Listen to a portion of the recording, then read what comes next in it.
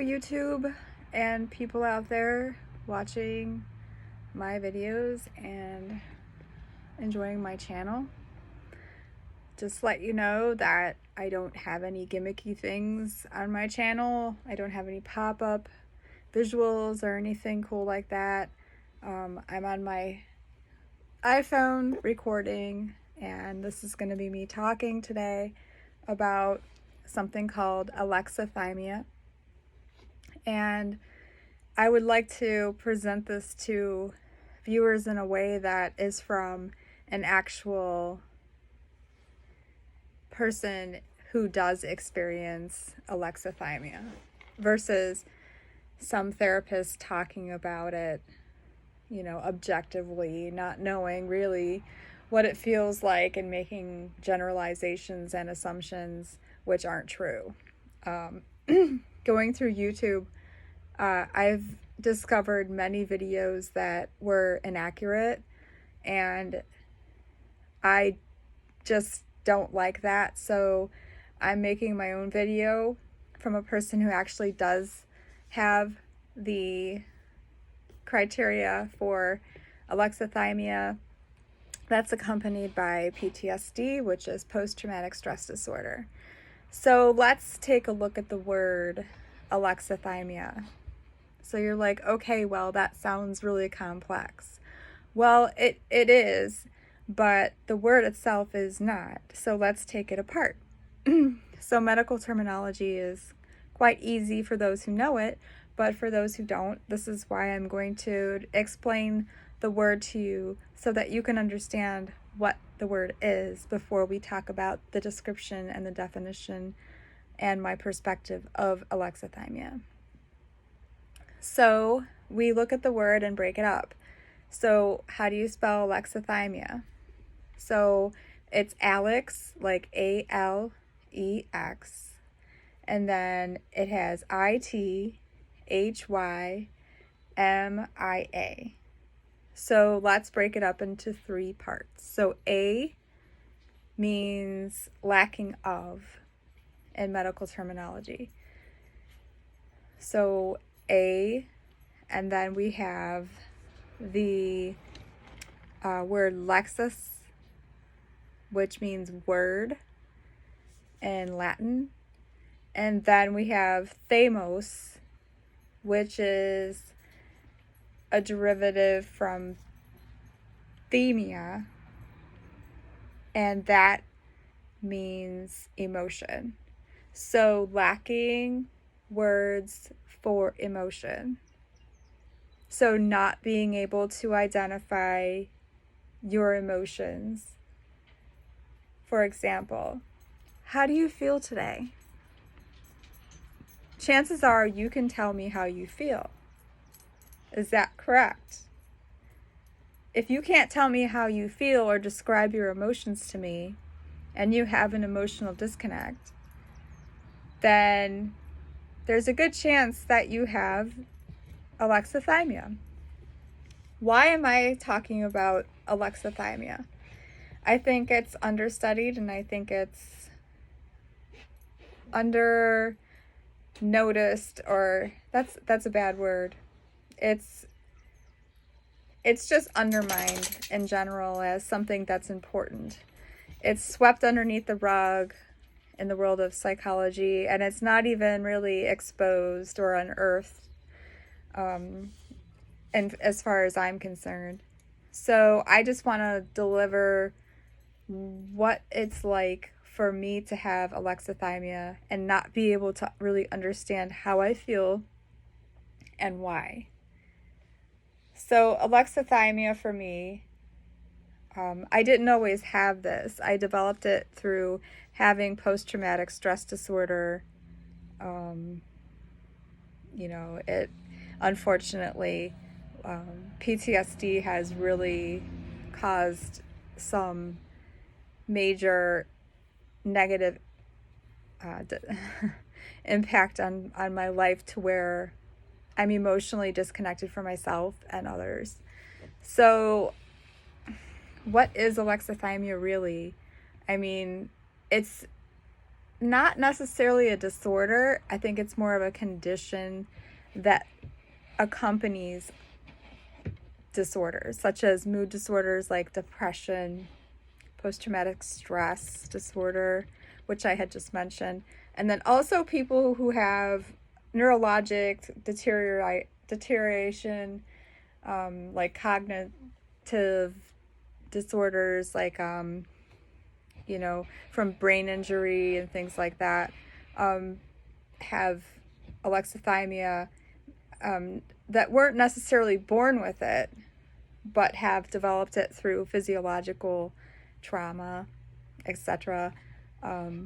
Mine has developed through emotional trauma, which is the result of PTSD.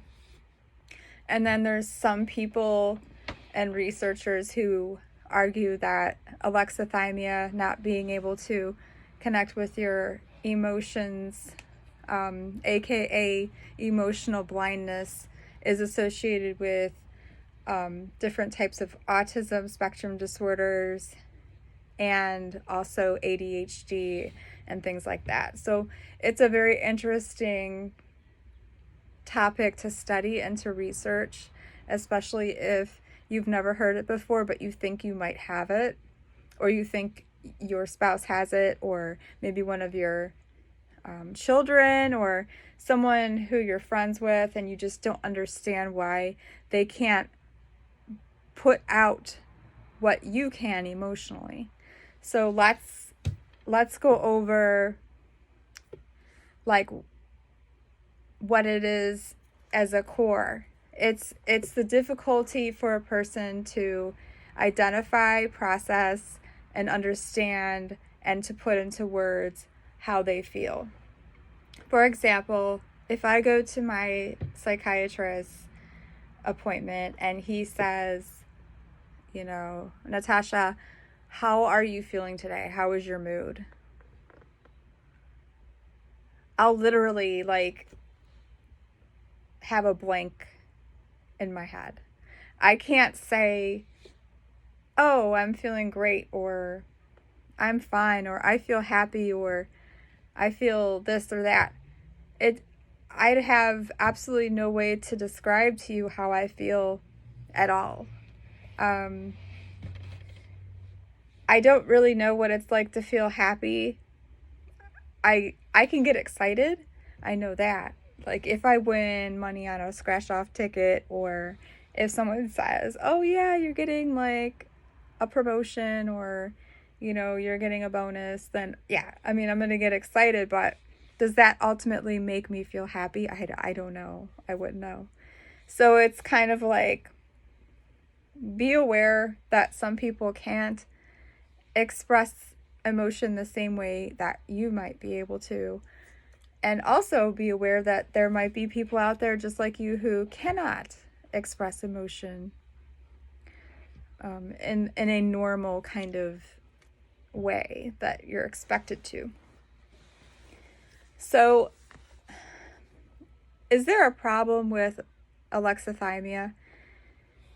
For me, living with it is not a problem, because the events that have happened to me that caused my post-traumatic stress disorder, which in turn turned into alexithymia, it made me a stronger person, and I don't feel obligated as a person to do other things for other people anymore. I'm less, empathetic.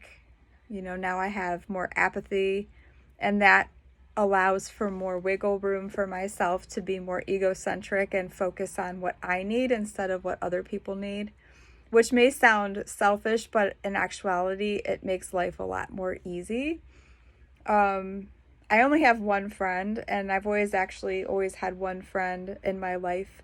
I don't like a lot of people in my life because I don't have the emotional output to give to them, and it's too complicated for me to deal with other people's emotions and feelings.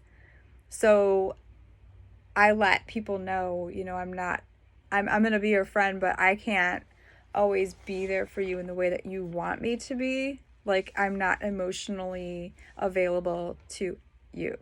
And for them to like try to grasp that is awkward, and that's why I don't have friends.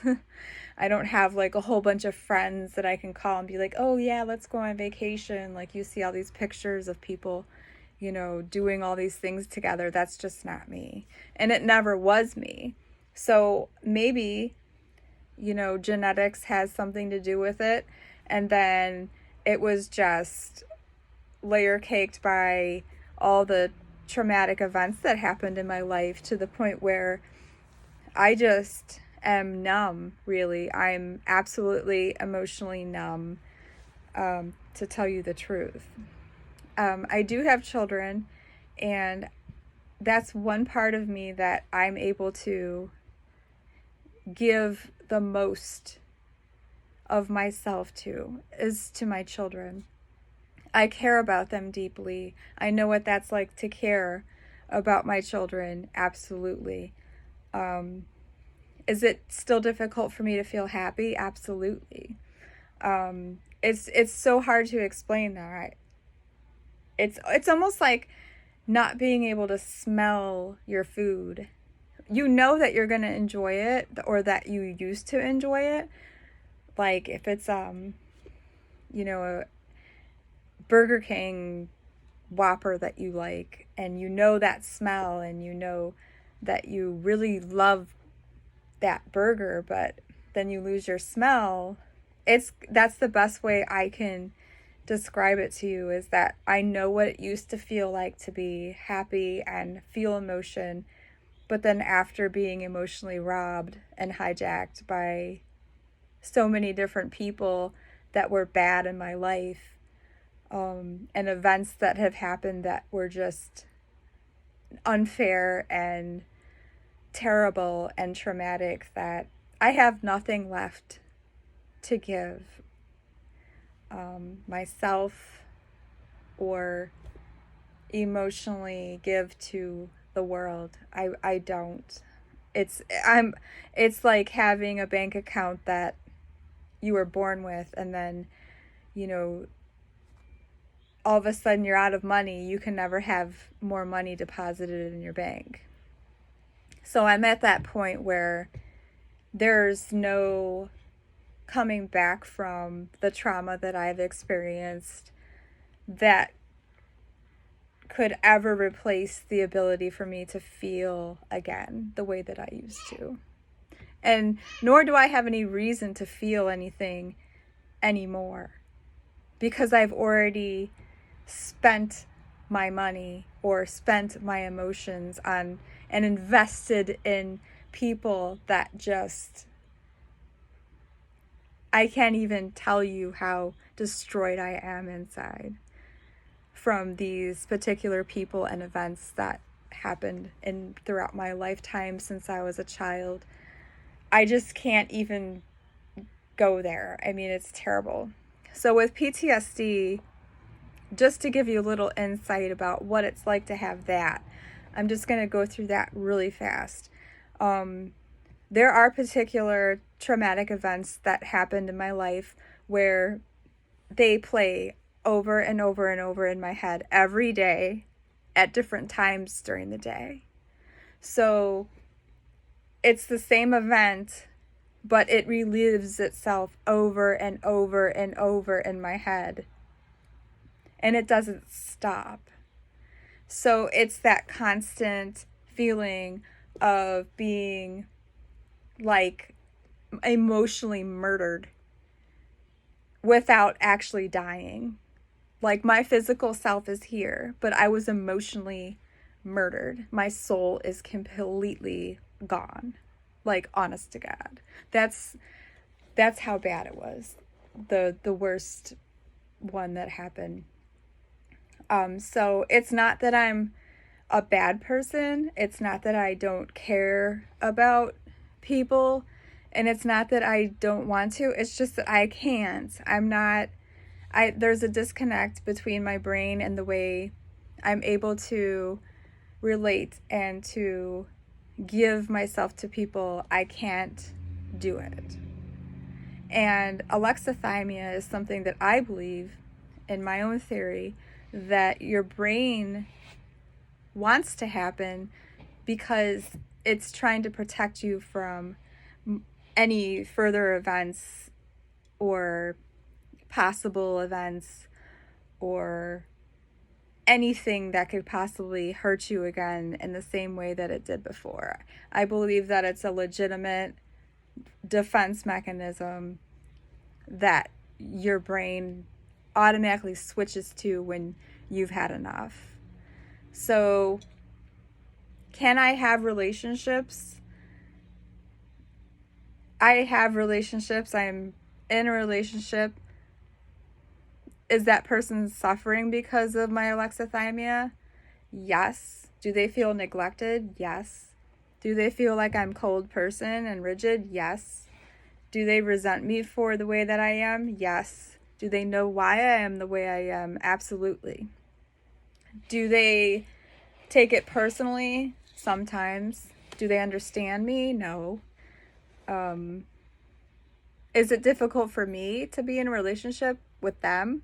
Absolutely, because I don't want to be touched like sexually or intimate in an intimate way. It makes me feel very angry, and it makes me feel upset, like almost like I'm being used for something, or like there's some kind of like self-fulfilling motive for them. And I don't want to be that person that's like available to anybody as far as like making themselves feeling fulfilled and then having me have, having no desire to want what they want. So yeah, it's very difficult to date someone with alexithymia, or to marry someone with alexithymia, or to understand somebody with alexithymia. We can be misconstrued as people who are just like, completely, evil. But it's not the case. It's just that the evil people in this world, along with the evil events that happen to us and the unfairness of this world and the injustices that creep up and kill us emotionally, is what's evil. It's not us per se.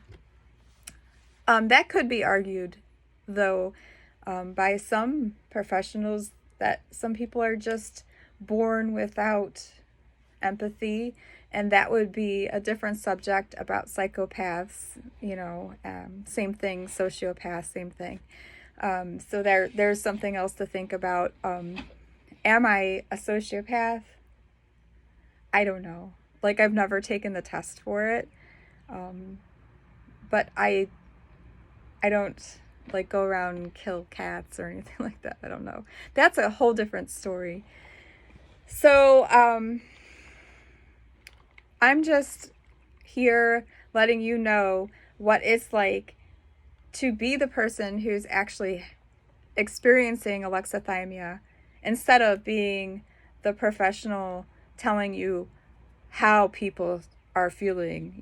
This is how the criteria, affects these people, and they don't do this and they don't feel this. It's like, okay, well, you can read it all day long in the DSM or any textbook and, try to deliver a message to the public about alexithymia, but you will never be able to understand it truly unless somebody who has it delivers their testimony to you in person.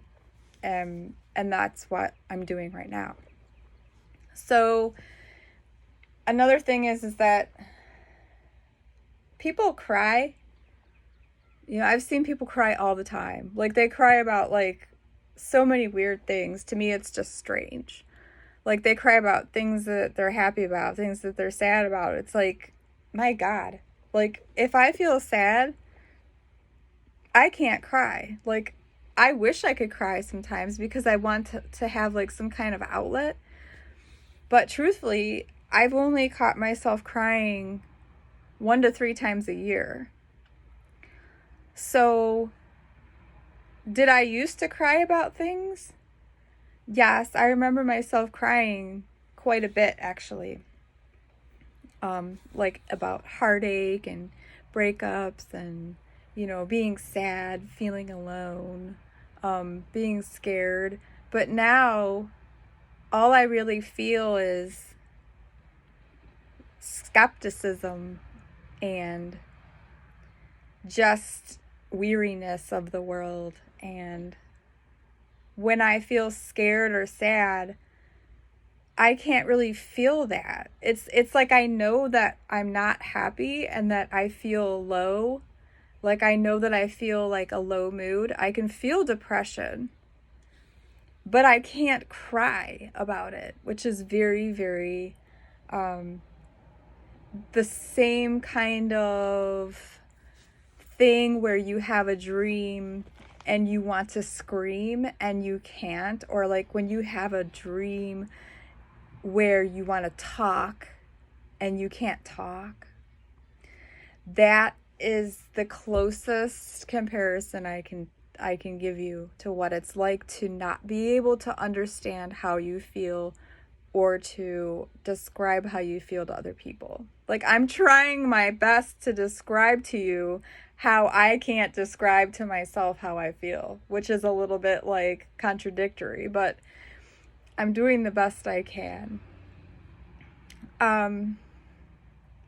It's a psychosomatic thing, which means that it's tied between your physiological self and your psychological self. So what I just said, that I can't cry, that's a disconnect between my brain and my biology. So PTSD is a really, really tough thing to live with. It really is. The events that happened that caused my trauma is unbearable, like to deal with. Like, my brain cannot deal with it. Like, I can't deal with the trauma that happened to me. So the defense mechanism of alexithymia, to me, saves me from feeling this terrible pain every day. So instead of feeling pain every day, I feel nothing instead. And I believe that that's far better than feeling the pain and the grieving and the anger and the loss and the overall misery and mental terror. It's mental terrorism, really. It's the worst act of it's emotional genocide to what drives you to have PST or PTSD. In my situation, I have experienced emotional genocide. And now my brain is not allowing me to feel anything or to deliver emotional availability to others who are important to me, which I really don't know if anyone else besides my children are important to me. They're just people. They're just people who I have no connection with. Do I remember having connections with people? Yes, but not so much, because my traumatic experience started with me in my life when I was very small, when I was like 2 or 3 years old. So those events led to more events, and then the re-victimization that you know, I put myself in the same positions as my traumatic experiences, and then it just escalated into just being around the wrong people, and then I was around the right people, so to speak, and then the right people actually screwed me up more than the wrong people. So how do I ever trust anybody ever again? Why would I want to? Do I want to be emotionally available to anyone? No. No. Am I fine the way I am? Maybe not to you, maybe not to a therapist, but I'm fine the way I am to myself, because my children are the only people that I am dedicated to, and that I should be dedicated to, and that I am devout to. And I love my children, and I know that I do. I might not be able to feel love to the extreme as somebody else would, but I know that I love my children, and that's all I need to know.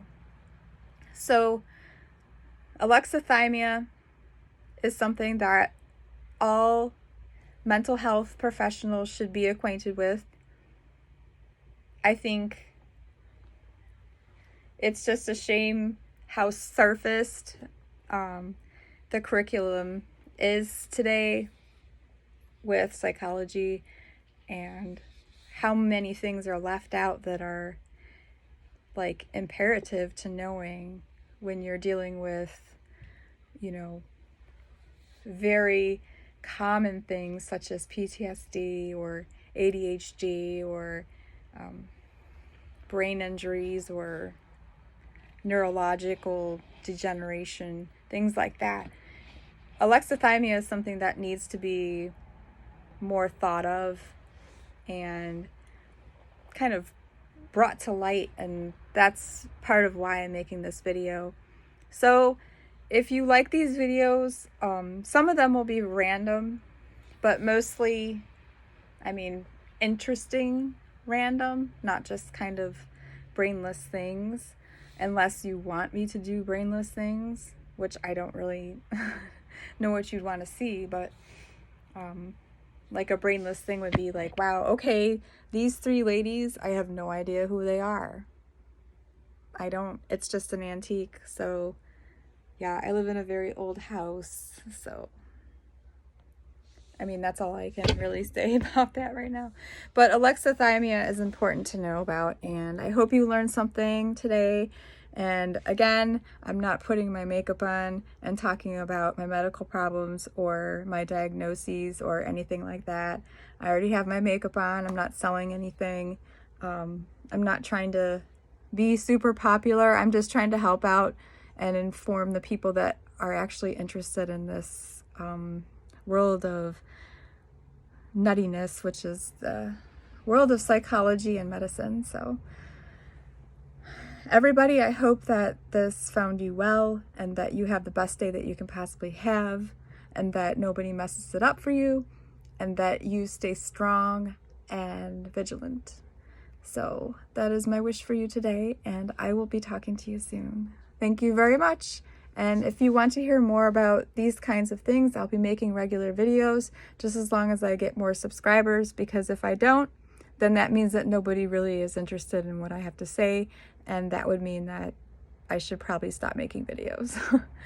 Otherwise, leave me a comment about something if you want to, because it would make me feel good to know that I have people that are actually listening to me, and I enjoy speaking to you even though I can't see you, but I really do appreciate you listening, and have a great day.